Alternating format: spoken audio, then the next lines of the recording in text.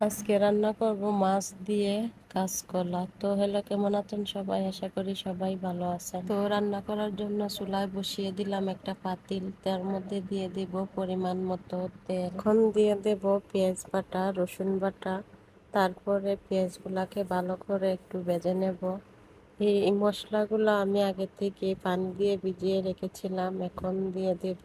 তারপরে মশলাটাকে কিছুক্ষণ কষিয়ে নেব। তো মশলা কষানো হয়ে গেছে, এখন আমি দিয়ে দিলাম আগে থেকে ভেজে রাখা কাঁচকলা। এখন একটু কষানোর পর দিয়ে দেব পরিমাণ মতো পানি। পানি দেওয়ার পর এখন দিয়ে দিলাম ভেজে রাখা এই মাছগুলা। এখন আমি কিছুক্ষণ জাল করে নেব, তারপরে আমার সেলার কাজ আছে, এগুলো আমি করে নেব। তো এখানে আমি একটা জামা নিয়ে নিলাম সেলাই করার জন্য। জামাটা আমি আগে থেকেই কিছুটা সেলাই করে রেখেছিলাম, এখন পুরোটা কমপ্লিট করে নেব।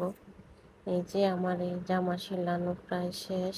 ওইদিকে আমার তরকারি রান্নাও প্রায় শেষ। সবাই ভালো থাকবেন, সুস্থ থাকবেন।